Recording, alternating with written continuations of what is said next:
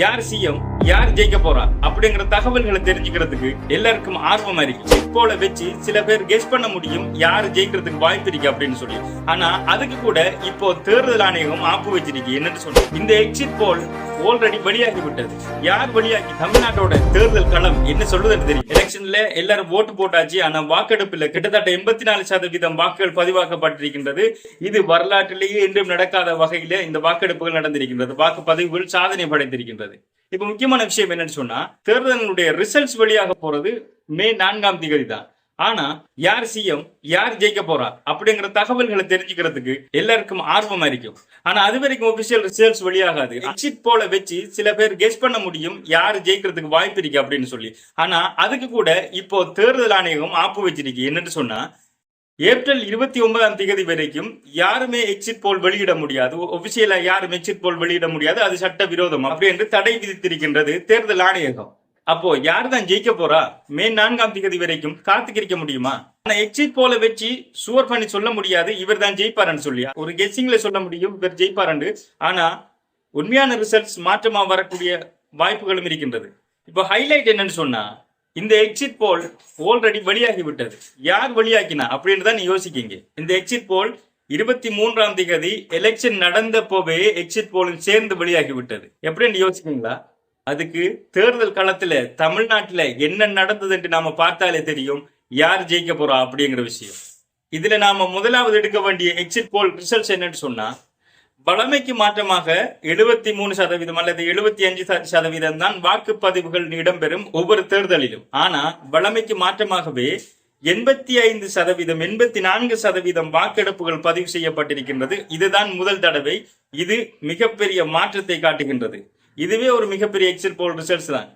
அதுக்கு அடுத்த விஷயம், வரலாற்றுல நீங்க பார்த்திருக்கீங்களா, எலெக்ஷனுக்கு ஓட்டு போடுறதுக்காக மக்கள் தம்முடைய இடங்களுக்கு போறதுக்கு பஸ் ஷார்டேஜ் ஆனது, பேருந்துகள் குறைபாடு, பேருந்துகள் இல்லாம மக்கள் பிரயாணம் செய்வதற்காக, அதாவது ஓட்டு போறதுக்காக தவித்துக் கொண்டிருப்பதை இதுவரைக்கும் வரலாற்றுல நீங்க பார்த்திருக்க மாட்டீங்க. அப்போ இந்த மாற்றம் எதற்காக நடந்தது? அப்படி இந்த எலெக்ஷன்ல வித்தியாசம் என்ன இருந்தது அப்படின்னு பார்த்தா எதுவும் இல்லை. முக்கியமா டிவிகே என்ற ஒரு கட்சி தான் முதன்முறையாக இந்த தேர்தல் களத்துல வந்திருக்குது. அதற்கான மாற்றமா கூட இது இருக்கலாம். இரண்டாவது விடயம், நீங்க எலெக்ஷனுக்கு போற டைம் பாத்தீங்கன்னு சொன்னா, எலெக்ஷனுக்கு போற அந்த ரோடு ஃபுல்லாவே வாகனங்கள் மிகப்பெரிய அளவுல டிராபிக் ஜாம் ஆயிருக்கு. அதை நம்ம பார்க்கக்கூடியதாக இருந்தது. இப்படி சரித்திரத்துல நடந்ததே இல்லை. ஓட் போறதுக்கு இவ்வளவு கிரௌடு, வாகனங்கள் போக முடியாத அளவுக்கு பாதைகள் நிரம்பி வழிகின்ற காட்சிகளை நாம் இதுவரைக்கும் பார்த்ததில்லை. அப்போ எதற்காக இந்த கிரௌடு? யாருக்கு ஓட் போறதுக்காக இந்த எலெக்ஷன்ல மட்டும் இவ்வளவு கிரௌடு வந்தது? இது போக எலெக்ஷனுக்கு ஓட் போறதுக்காகவே வெளிநாடுகள்ல இருந்து மிகப்பெரிய எண்ணிக்கை அளவிலான சகோதரர்கள் வெளிநாட்டுல இருந்து தமிழ்நாட்டுக்கு வந்திருந்தாங்க. எதுக்கு? ஓட் போறதுக்காக மட்டும். யாருக்காக, எதற்காக இந்த ஓட் போறதுக்கு இந்த மாற்றம் இந்த எலெக்ஷன்ல மட்டும்? இது அதை விட மிகப்பெரிய எக்ஸிட் போல். இது எல்லாத்தையும் விட மிகப்பெரிய எக்ஸிட் போல் ரிசல்ட்ஸ் நீங்க பார்த்தீங்கன்னு சொன்னா, இளைஞர்கள் இந்த எலெக்ஷன்ல தான் தமிழ்நாட்டில் இருக்கக்கூடிய பெரும்பான்மையான இளைஞர்கள் இந்த எலெக்ஷன்ல மிகப்பெரிய அளவுல பாடுபட்டு கொண்டிருந்தார்கள். அதுவும் இந்த டிவிகே அண்ணன் விஜய் அவர்கள் போட்டியிடக்கூடிய அந்த மாவட்டங்களில் கூட பெரும்பான்மையான சகோதரர்கள் டிவிகே கட்சிக்காகவே பாடுபட்டு கொண்டிருப்பதையும் பார்க்கக்கூடியதாக இருந்தது.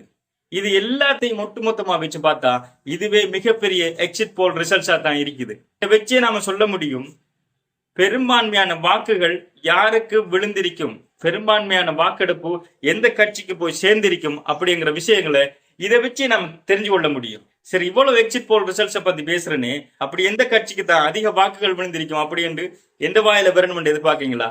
அது நான் சொல்லணும். எல்லாருக்கும் தெரியுமே, தமிழ்நாட்டில் இருக்கிற எல்லாருக்கும் தெரியுமே, டிவிகே அண்ணன் விஜய் அவர்களுக்கு தான் நிறைய வாக்குகள் விழுவதற்கான வாய்ப்புகள் இருந்தது. அப்படித்தான் நடந்திருக்கும் அப்படிங்கிறதுதான் என்னோட கெஸ்ஸிங். ஆனா இந்த வீடியோவை பல கட்சிகள் சம்பந்தப்பட்டவங்க பார்த்து கொண்டிருக்கலாம். சோ உங்களுடைய கருத்துக்களை சொல்லுங்க. தமிழ்நாட்டுக்கு யார் சிஎம் வந்தா சிறப்பா இருக்கும், யார் சிஎம் வருவார் அப்படி எங்கக்கூடிய உங்களுடைய கருத்துக்களை மறக்காம இந்த வீடியோக்கு போட்டுட்டு போங்க. இந்த சேனலையும் சப்ஸ்கிரைப் பண்ணி வைங்க. அப்பதான் எலெக்ஷன் சம்பந்தமாக நான் போடக்கூடிய அனைத்து விதமான வீடியோஸும் உங்களுக்கு வந்து சேரும். உங்களை மற்றொரு வீடியோவில் வந்து சந்திக்க.